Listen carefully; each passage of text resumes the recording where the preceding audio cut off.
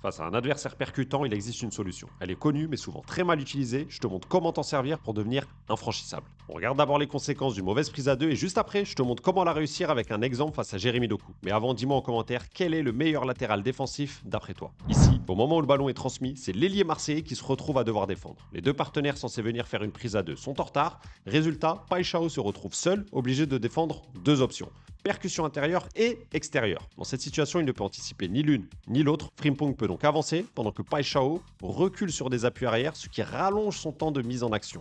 Et Paixão est éliminé. Pour réussir une prise à deux, premier critère, avoir un partenaire proche de toi, généralement ton excentré, parfois un milieu selon la situation. Le deuxième, c'est de se répartir les rôles de manière fluide. Le défenseur, ici le latéral, va au duel, le partenaire, lui, est en couverture. Et cette couverture a un objectif précis: protéger l'espace intérieur en cas de percussion. A conséquence, en tant que latéral, tu n'as plus qu'une option à gérer: la percussion vers l'extérieur. Et c'est là tout l'intérêt. Face à un ailier aussi rapide et explosif, cela permet à Dalot de se positionner en anticipation. Là aussi, trois critères essentiels. Le premier, raccourcir la distance sur le temps de passe sans te jeter. Le deuxième, ouvrir l'intérieur en étant légèrement décalé pour avoir de l'avance sur le dribble extérieur. Enfin, le troisième, être dynamique sur tes appuis et orienté pour te mettre en action immédiatement au moment du dribble. Et si toi aussi tu veux mieux comprendre ton jeu et progresser plus vite, contacte-moi en DM.